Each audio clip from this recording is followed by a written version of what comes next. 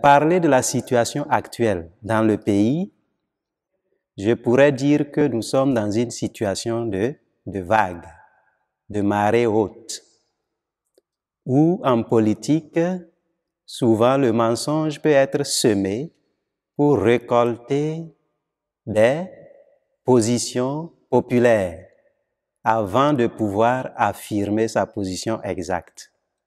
Donc, il serait vraiment hasardeux de faire des affirmations sur la situation concrète du pays.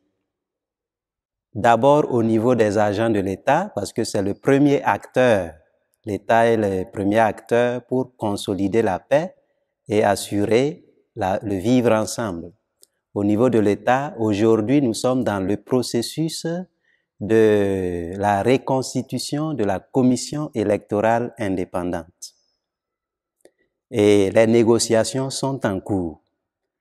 Et dans ces négociations, nous souhaitons que tous les débats et les partages interpartis politiques puissent se faire dans le respect de la différence et de manière non violente, afin que ce soit un processus qui consolide la paix au lieu d'être un processus qui contribue à créer des inimitiés entre les partis.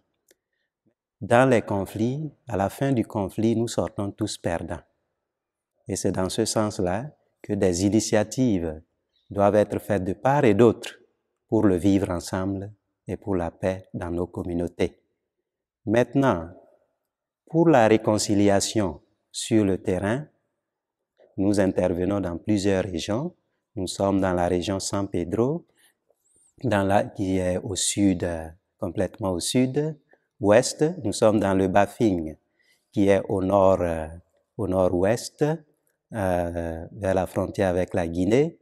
Nous sommes dans le Poro, à Korogo, et nous sommes dans le Bunkani, à Teini, Doropo et Buna, où c'est le problème des conflits agriculteurs-éleveurs.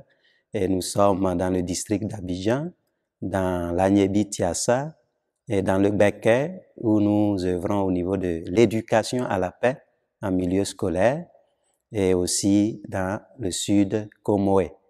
Donc, à travers cela, nous ne sommes pas les seuls. Il y a beaucoup d'autres organisations qui œuvrent pour la consolidation de la paix et nous travaillons pour une paix positive, durable.